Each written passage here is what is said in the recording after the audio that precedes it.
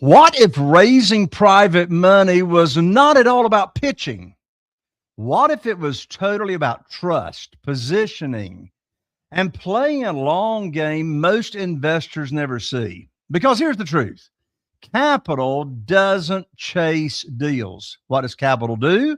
Capital chases confidence, clarity, and credibility. Welcome back to Raising Private Money. I'm your host, Jay Conner. Now, today's guest is someone who has spent over 2 decades operating at the highest levels of capital, relationships, and investor trust. Her name is Merriah Harkins. I'm so excited to have her on. Now, Merriah is a senior sales executive who leads investor relationships and capital distribution at the company titled Lukrom. It's a Phoenix-based real estate investment firm specializing in private lending and private debt funds. She works directly with broker-dealers, RIAs, family offices, high net worth investors, helping deploy capital into private lending, real estate, and development opportunities. Now, in this episode right here, we're going to be breaking down how sophisticated investors think, what actually builds long-term capital relationships, and why most real estate investors get private money wrong. Now, if you want to stop chasing money and start attracting it, this conversation, I promise you, is for you. You're going to be meeting Merriah right after this. If you're a real estate investor and are wondering how to raise and leverage private money to make more profit on every deal, then you're in the right place. On Raising Private Money, we'll speak with new and seasoned investors to dissect their deals and extract the best tips and strategies to help you get the money, because the money comes first. Now here's your host, Jay Conner. Merriah, I'm so excited to have you on the show. Welcome to Raising Private Money. Thank you, Jay, and Happy New Year. Happy New Year to you as well. Now, Merriah, you've been raising and allocating capital for over 2 decades. I got that right? You did, yes. Now, here's the question. With all that experience and with markets changing all the time, what would you say are the biggest shifts that you've seen in how capital is raised today, perhaps compared to earlier in your career, and what most investors haven't adapted to yet? Well, I will say that when I first started raising money for a company in San Francisco, I think there just were not as many product choices as there are today. I think there's so many people today that have so many choices, and so it's hard for them to navigate. And there have been private investments that folks have gone into that have not performed as they thought they would, and some that have performed in a great way. But when there's so many choices, going through your due diligence and really finding a company that you can trust, and diversifying into lots of different investments are really key to spreading your risk and being able to do private investments the right way. What type of asset class are you and your company focusing on these days? So we focus on real estate. So I think, for your audience, it seems as though there are a number of people that want to do investing in real estate themselves, to rent out the properties. There are others that are passive investors that may not be ready to do it on their own or may never want to do it on their own, that are looking for opportunities with professional investment firms to be able to do that passively. So what we do and specialize in, mostly our core investment is a private credit fund. So we lend to individual businesses or bigger businesses that want to either acquire, improve, or develop real estate. And then we also do a couple of real estate development projects ourselves where we raise money for those investments as well. Okay, so the focus is on real estate, which is what I have been in now for decades and decades. So when it comes to real estate, there's all kinds of subclasses. There's single family, there's multifamily, there's commercial, there is self-storage, there's land. Are you and Lukrom like all of that, or more focused on one particular area? So we're really focused on the real estate investor that has a need for capital. And so if you have created a business for yourself where you are seeking to acquire real estate and you are either trying to improve it to sell it, or you want to keep that real estate longer term, we're mostly focused on residential because in the Phoenix area, there are a lot of homes and businesses that are in the business of improving homes to sell them. Our loans are 6 to 12 months, so we're not typically a long-term fit for many businesses that are seeking to acquire real estate, but we are used as a bridge loan sometimes. So if they want a 6 to 12-month loan, and then they want to go get permanent financing later on. But typically people will come to firms like Lukrom when they either have a short-term project where they're doing an improvement to sell the property, or they want to acquire a property quickly and the bank financing takes too long. So they come in and they may take a loan from us for 3 months, 6 months, 9 months until they can get permanent financing on a longer term project. Sure. So would you classify Lukrom as a hard money lender to the end user? Yes. Yeah, I would classify our company that way. My side of the business is to raise money for a fund that we've done. So if you take all of those loans collectively, we've got a fund. And so we've got a originations and lending side. So they're out there looking for people that have a need for capital. And so because they want to, acquire or improve real estate, they might want to acquire a piece of land, or they might want to acquire a bigger real estate project, but they want to get into that project quickly. And then later on, they may finance it into bank financing. But my side of the business is to raise the capital so that our originations and lending side can build a fund around all of these loans in the portfolio. Yeah. So to make sure our audience that's listening is understanding what we're talking about, here are the different moving parts. You have the part of the company, Lukrom, that's raising capital for their funds. And of course, this is where Merriah comes in. Yep. She's raising capital from family offices, individual investors, brokers that have capital to deploy. Merriah's getting that in the fund, and now it's in the fund. And then the other side of Lukrom is now they're going to be lending that out. They have the origination department, and then you have the other side of that company, real estate investors that want to borrow money on a short-term basis from Lukrom. So just so everybody knows what we're saying, Lukrom, that's spelled Lukrom, Lukrom, yep. Based out of Phoenix. And the website's very easy, www.lukrom.com. So let's talk about specifically what you do, Merriah. That's the raising of the money. When it comes to attracting high net worth investors, family offices, what exactly moves, as you said in the introductory comments, there's so many options out there. I mean, there's so many different options for people to invest in. What is it actually today that moves the needle for people to invest in your fund? Relationships, track record, structure, storytelling. What's your favorite ways to attract it and why? So Jay, I started with the company a little over a year ago.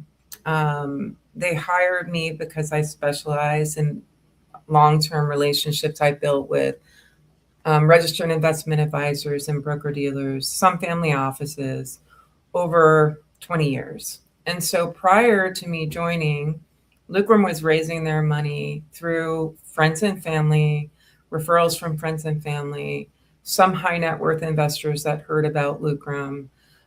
We did a lot of social media marketing where we were targeting Facebook and Instagram. We did not find that successful.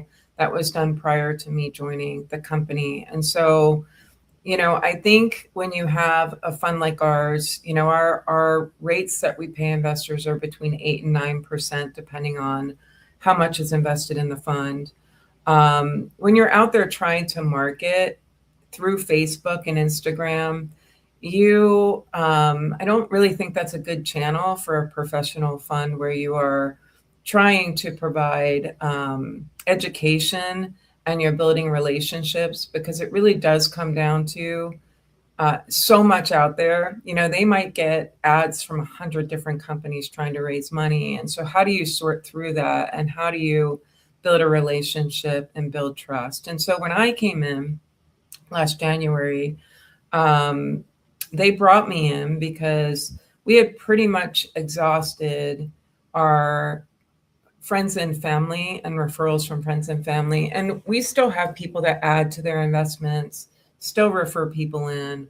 But you can go out there when you're first starting, which we did a couple of years ago in this fund, and you can gather your friends and family around. And of course, they're going to invest in you because they know you and they trust you.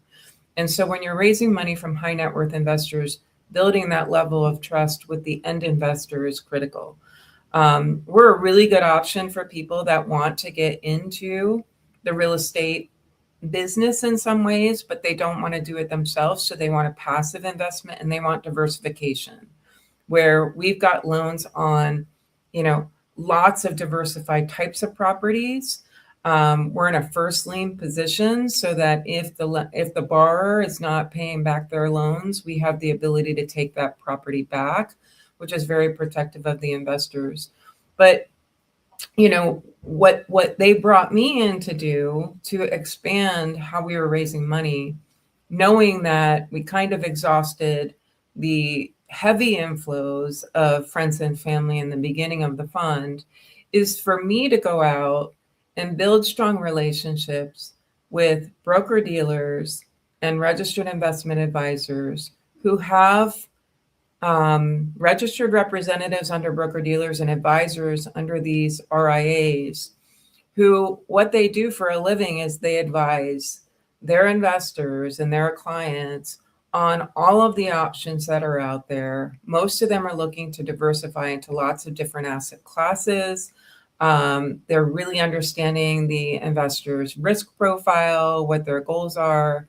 So they're really getting to know the end investor. And what I'm doing with my team is we're educating the firms so that they will agree to allow us to educate the advisors underneath them.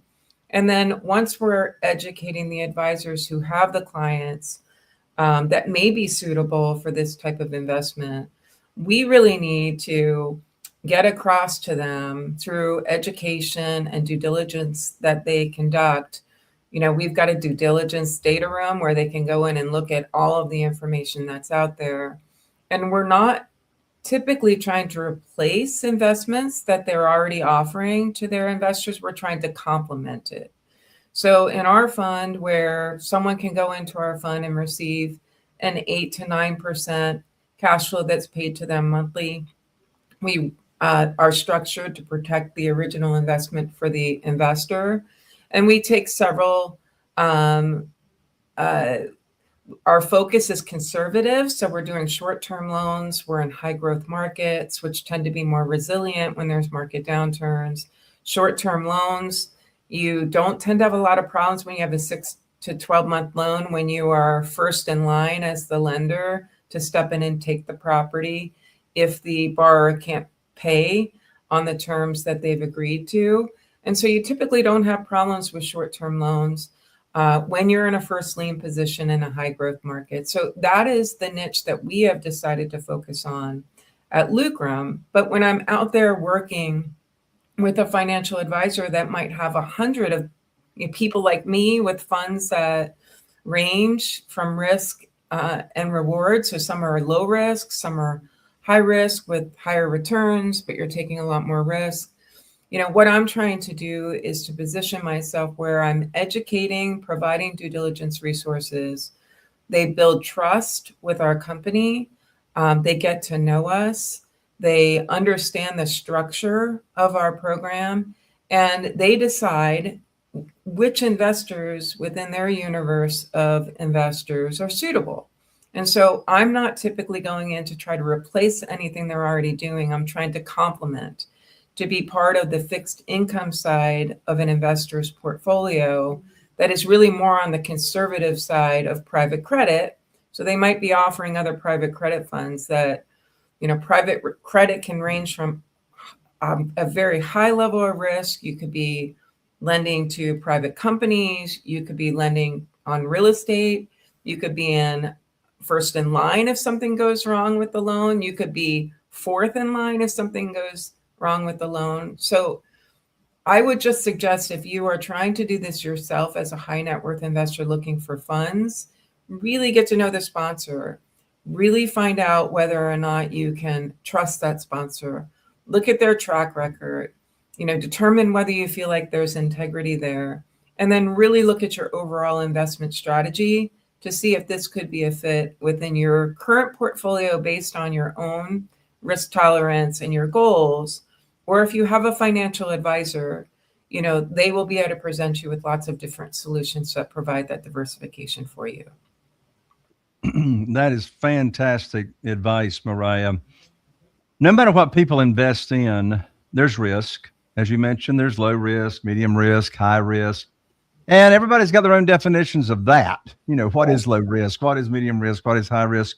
For your investors that are investing in your fund, which is a great way to be in real estate and totally passive and let the sponsor and operator, take care of the day-to-day operations, what would you identify are the risks for your investors as they invest? One way you've certainly mitigated it is they're not investing in a fund that comes with no security. Yeah, right. It sounds like they're getting a mortgage or a deed of trust and giving them the same security that the local bank or mortgage company would get. But what would you identify as the realistic risk, as everything has risk? Yeah, absolutely. It really comes down to what is the experience of the sponsor? What have they done before? If the sponsor fails because they're not making good decisions, then there's risk. So you're putting your money into something. Our particular fund, there is immediate liquidity, but we have redemption fees for the first 3 years. So you're committing to our fund unless you have a hardship, where we will let you out without a fee. You are going into this with the intention of investing at least 3 years. So that's an important aspect to really understand, is you can get better returns if you are investing your money for the longer term. Things that have immediate liquidity with no redemption fees and are not asking you to invest for a couple of years at least, those are going to tend to return lower returns to you. And you really have to understand liquidity. Like, what are the catches? So if someone says to you there's immediate liquidity, they may limit that on a quarterly basis, or they may be able to gate that, meaning they may be able to stop that and not let you out of the fund. So those are really important questions for you to ask. And so it really comes down to, what is your own strategy, and being able to feel comfortable with the sponsor, because even if they have a conservative focus, are they fully deploying the capital that they're raising?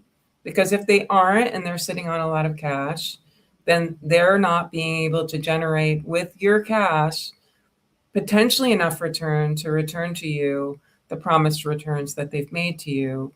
And then your capital may also be at risk if they're not generating the returns that they expect to internally in order to pay you what you expect to be paid in your monthly payments, if the company makes monthly payments, and your principal back at the end.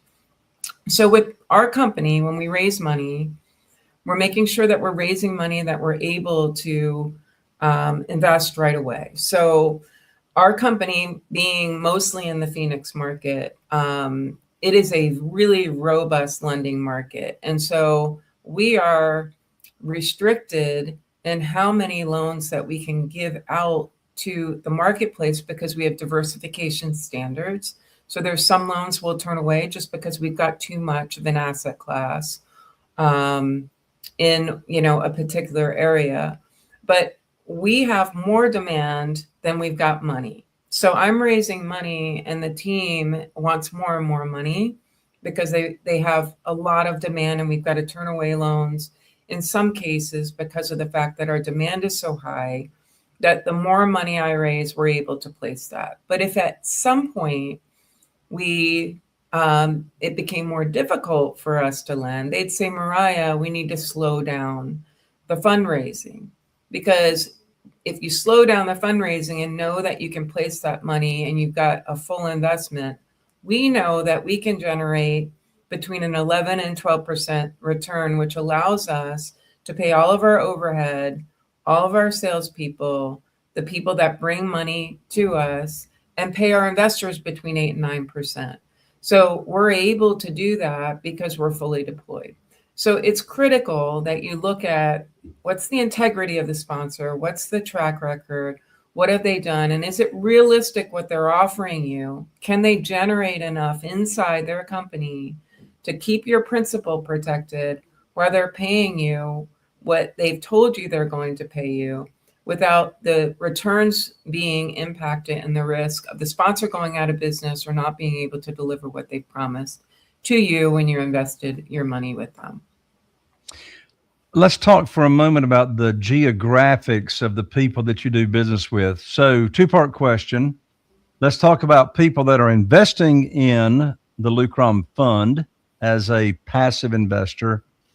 By the way, by you all paying out monthly payments, very out of the ordinary in my experience. So that's a big plus right there. So you got those investors that are investing in your fund, and then you have real estate investors that are wanting to borrow the money. Yes. So the people that are investing in your fund, are you able to accept people to invest in your fund from anywhere in the nation, or where can investors come from? We are. The restriction in our fund is the investor needs to be accredited.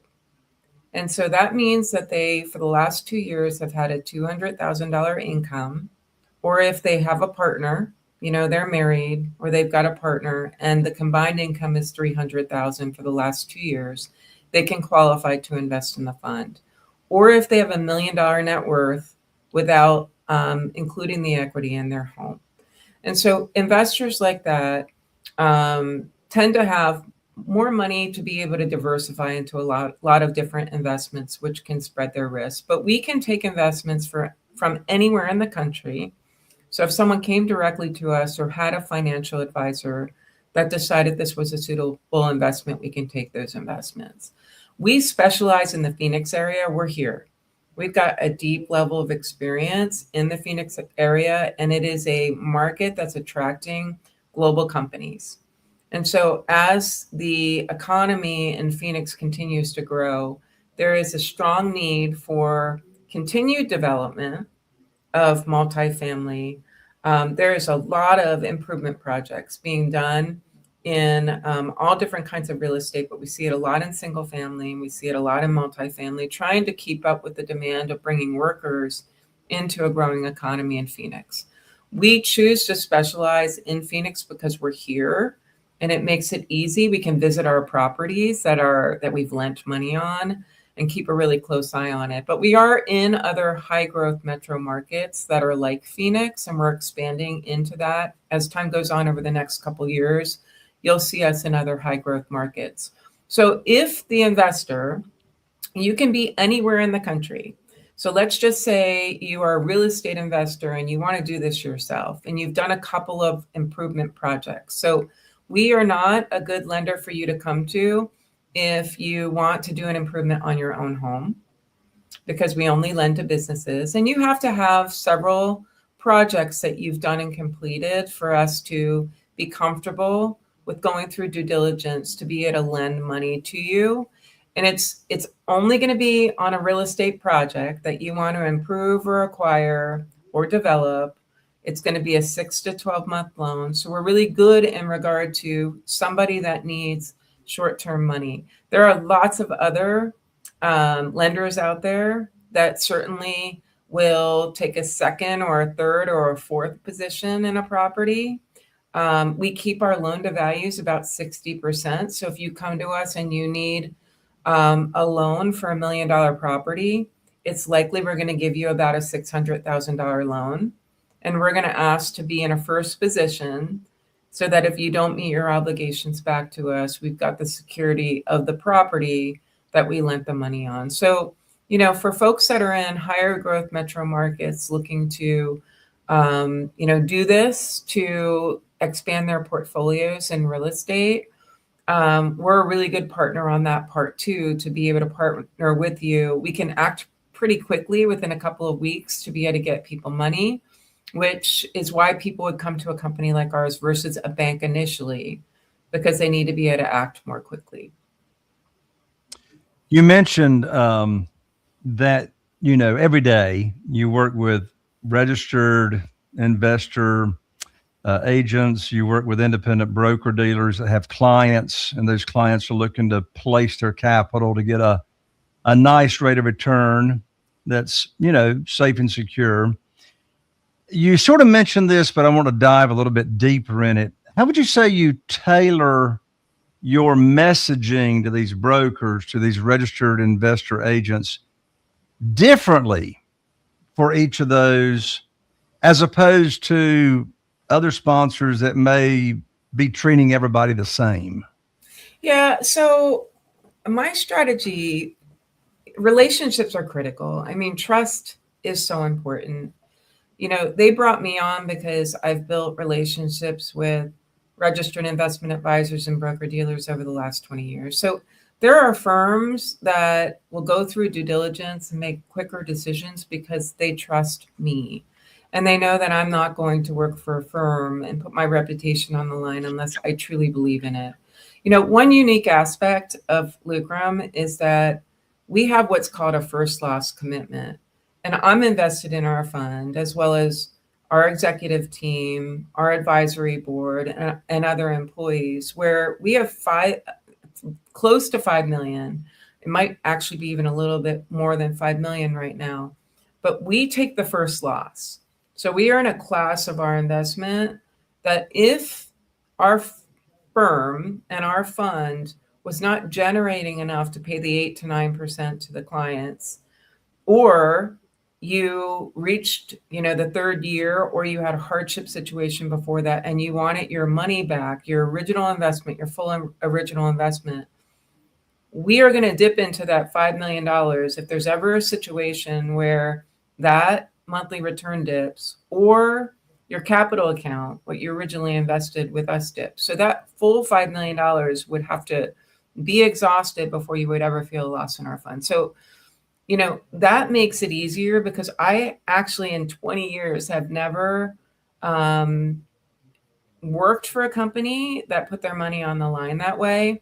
So me being invested and putting myself in a subordinate position helps to establish trust, because you're not going to do that if you thought the fund was going to lose money.